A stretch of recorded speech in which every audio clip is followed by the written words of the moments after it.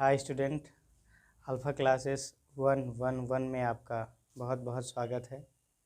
जैसा कि हमने आपसे बात किया था कि 12वीं क्लास का फ़िज़िक्स का एक सीरीज़ में वीडियो बनाएंगे, तो वो हमने शुरू कर दिया है। लेकिन आपको इस चैनल में 9 से 12 तक की बातों का जिक्र हमने किया था, तो आज हम हाई स्कूल से संबंधित वीडियो बनाना स्टार्ट कर रहे हैं। बच्चों, हाई स्कूल में जो फिज़िक्स है उसकी दो मूल इकाइयाँ हैं। पहले ये हम जान लें, एक इकाई है प्रकाशिकी और दूसरा है विद्युतिकी। मतलब मुख्य अगर देखा जाए तो पूरी भौतिक विज्ञान को प्रकाश और विद्युत में डिस्ट्रीब्यूट किया गया है। तो पहली इकाई आपको प्रकाशिकी ही पढ़ना है। तो जैसा कि आप लोग लगभग बोर्ड परीक्षा के लिए उतावले हैं, तैयार भी हैं और आपकी काफ़ी तैयारी अच्छे से चल भी रही होगी, इसको हम बेहतर करें, इसके लिए थोड़ा सा आपको ध्यान देना है। ध्यान ये देना है कि लॉन्ग आंसर, शॉर्ट आंसर, इन सबको अच्छे से हमको पढ़ना पड़ेगा। ठीक, सबसे पहले अगर बात करी जाए प्रकाश की, प्रकाश क्या है? प्रश्न बहुत आसान रूप से आते हैं, प्रकाश क्या है? तो प्रकाश क्या है, ये सबसे इम्पोर्टेंट घटना है। तो जैसा कि आप लोग पढ़े भी होंगे और इसकी एक लाइन की परिभाषा है, प्रकाश एक प्रकार की ऊर्जा है। प्रकाश क्या है? प्रकाश एक प्रकार की ऊर्जा है जिसके कारण या जो हमारे दृश्य ज्ञान को जागृत करता है। जैसे मान लो किसी कमरे में पूरा पूरा अंधेरा है, या हम पूरी तरह से एकदम सूर्यास्त की बात करें या रात की बात करें, तो निश्चित तौर से आप देखते होंगे कि उस समय हमारी जो एनर्जी होती है, एनर्जी लेवल होता है, थोड़ा सा डिम रहता है। तो प्रकाश के आने पर हमारे अंदर एक एक्स्ट्रा एनर्जी आती है, या कह सकते हो कि एक पॉजिटिव चार्ज होता है। तो प्रकाश क्या है अगर कोई पूछे तो एक लाइन में, प्रकाश एक प्रकार की ऊर्जा है जो हमारे दृश्य ज्ञान को जागृत करता है। विशेष रूप से बच्चों दूसरा इस पर आता है प्रकाश के गुण। ये महत्वपूर्ण है, ये हाई स्कूल के स्तर से सबसे ज़्यादा महत्वपूर्ण है। तो प्रकाश के गुण में बहुत सारे गुण हैं, परंतु हमें कुछ ऐसे गुण दिमाग में रखने हैं जो बोर्ड परीक्षा में आसानी से हम लिख सकें और एग्जामिनर जब चेक करे तो हमको लगभग पूरा नंबर मिले। तो प्रकाश के गुण में सबसे पहला है, प्रकाश सरल रेखा में चलता है, या कह सकते हो प्रकाश ऋजु रेखा में चलता है। इसका प्रमाण क्या है? इसका प्रमाण ये है कि अक्सर आपने देखा होगा कि धूप से बचने के लिए हम छाते का इस्तेमाल करते हैं। यदि प्रकाश की गति वक्र होती, सरल रेखा ना होती, तो हम छाता लगाकर धूप से ना बच पाते। तो पहला गुण क्या है? पहला गुण है बच्चों, प्रकाश सीधी रेखा में गति करता है या चलता है।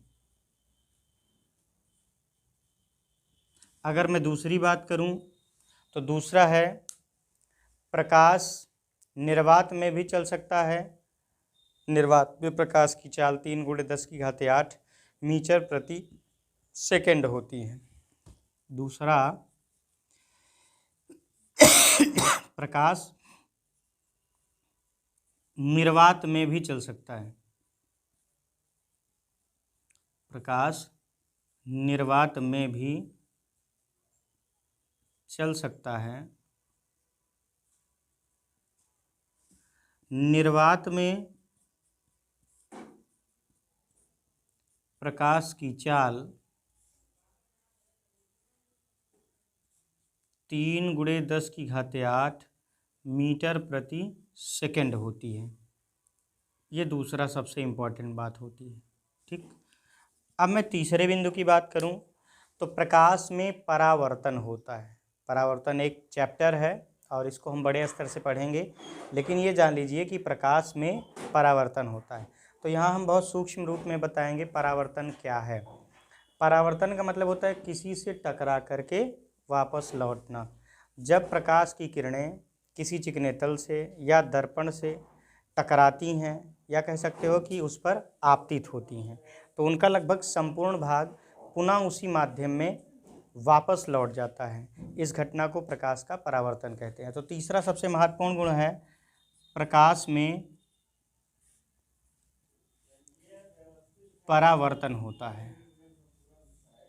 परावर्तन होता है। मैं चौथे की बात करूं तो प्रकाश में अपवर्तन होता है। अपवर्तन कौन सी घटना है ये भी जान लो। जैसे आप थोड़ी देर के लिए समझो, हमने प्रकाश को निर्वात में चलाया, प्रकाश को हमने कांच में चलाया, वायु में चलाया, तो इसके मीडियम चेंज हुए, माध्यम इसके बदले। भाई जो कांच में चाल होगी तो निश्चित है वो उसमें वायु में नहीं होगी, जल में अलग होगी। तो जैसे ही प्रकाश एक माध्यम से दूसरे माध्यम में प्रवेश करता है तो वह अपने पथ से विचलित हो जाता है, अपने जिस पथ से जा रहा होता है उससे विचलित हो जाता है। प्रकाश की इस घटना को प्रकाश का अपवर्तन कहते हैं। तो प्रकाश में क्या होता है, अगला महत्वपूर्ण बिंदु है प्रकाश में अपवर्तन होता है, ये महत्वपूर्ण है। तो परीक्षा में पूछा जाता है लॉन्ग आंसर में भी और शॉर्ट आंसर में भी। प्रकाश क्या है हमने बताया, प्रकाश के गुण क्या है ये भी हमने बताया। अब बात आई प्रकाश के और फैक्ट की। जैसे प्रकाशिक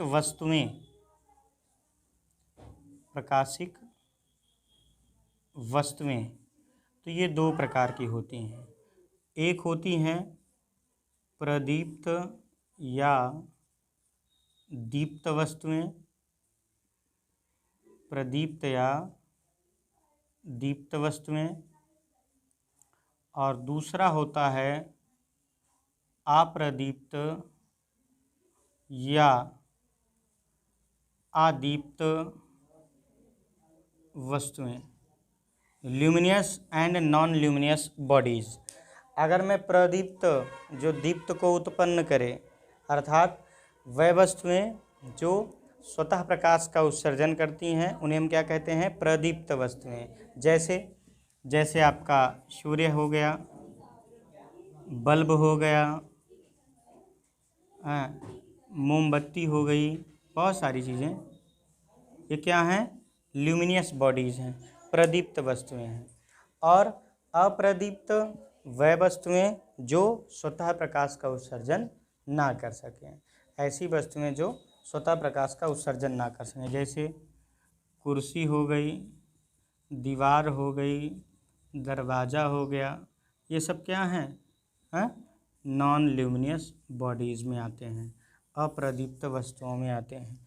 प्यारे बच्चों, ये है तो बहुत छोटी छोटी बातें, लेकिन डेफिनेटली परीक्षा के लिए सबसे महत्वपूर्ण बातें हैं।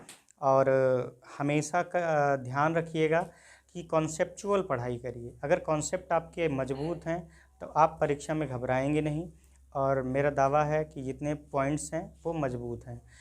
ये सिलसिला जारी रहेगा। चैनल को लाइक करिए, सब्सक्राइब करिए और सपोर्ट करिए। बहुत बहुत धन्यवाद।